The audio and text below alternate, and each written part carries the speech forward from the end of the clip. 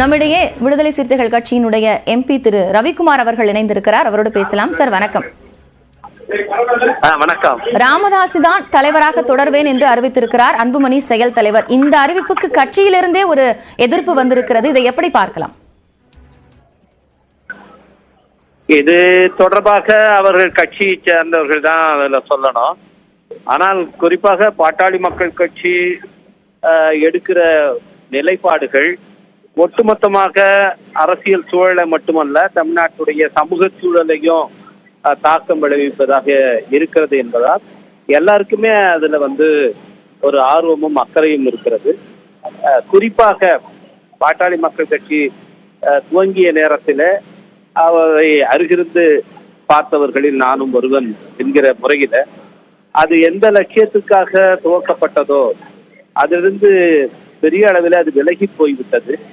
இன்றைக்கு மருத்துவர் அவர்கள், அந்த கட்சியினுடைய நிறுவனர், எடுத்திருக்கிற இந்த முடிவு அதை மீண்டும் அதனுடைய லட்சியத்தை நோக்கி செலுத்துவதற்காக எடுக்கப்பட்ட முடிவா அல்லது வெறுமனே ஒரு அரசியல் பேரமாக அது முடிந்து விடுமா என்பதை எல்லோருமே ஆர்வத்தோடு கவனித்துக் கொண்டிருக்கிறார்கள். அந்த விதத்திலே அதை நானும் ஆர்வத்தோடு கவனிக்கிறேன். அந்த வகையில உங்களுடைய ஒரு எக்ஸ்தள பதிவுல மிக தெளிவா குறிப்பிட்டிருக்கீங்க. இது சனாதன ஆதிக்கத்திலிருந்து பாமகவை விடுவிக்கிறதுக்கான ஒரு முயற்சியா அல்லது முழுமையான ஒப்படைப்பதற்கான நடவடிக்கையா அப்படிங்கிற ஒரு கேள்வி எழுப்பியிருக்கீங்க. யாரிடம் இருந்து இதை வாங்கி யாரிடம் ஒப்படைப்பதற்கான ஒரு முயற்சியாக இது இருக்கும் அப்படிங்கிற ஒரு கணிப்பு இருக்கு உங்களுக்கு? இல்ல, இன்னைக்கு வெளிப்படையாவே தெரியும்.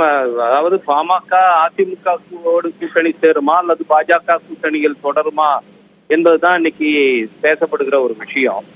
அது அதுலதான் அவர்களுக்கு கருத்து மாறுபாடுகள் இருப்பதாக சொல்லப்படுகிறது.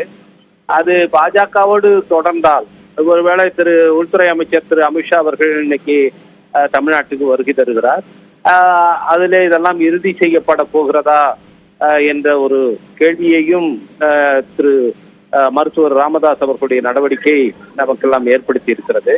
எனவே அதற்காகத்தான் ஒரு அவசரமாக அவர் இந்த முடிவை அறிவித்திருக்கிறாரோ என்று ஒரு யூகிக்க வேண்டி இருக்கிறது.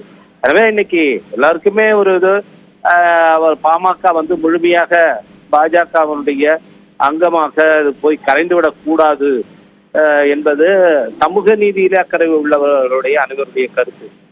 பாட்டாளி மக்கள் கட்சிக்கும் விடுதலை சிறுத்தைகள் கட்சிக்கும் இப்போது இருக்கிற இந்த முரண்பாடுகள், அரசியல் முரண்பாடுகள், அதை கடந்து தமிழ்நாட்டிலே சனாதன சக்திகள் காலூன்ற கூடாது, அவர்கள் வலிமை பெற்றுவிடக் கூடாது என்கிற ஒரு பரந்த அக்கறை எங்களுக்கு இருக்கிறது. அந்த விதத்தில் அந்த கூட்டணியிலிருந்து யார் வெளியே வந்தாலும் அதை நாங்கள் ஆதரிப்போம், வரவேற்போம். நன்றி திரு ரவிக்குமார். இணைப்பிலிருந்து உங்களுடைய கருத்துக்களை பகிர்ந்து கொண்டமைக்காக.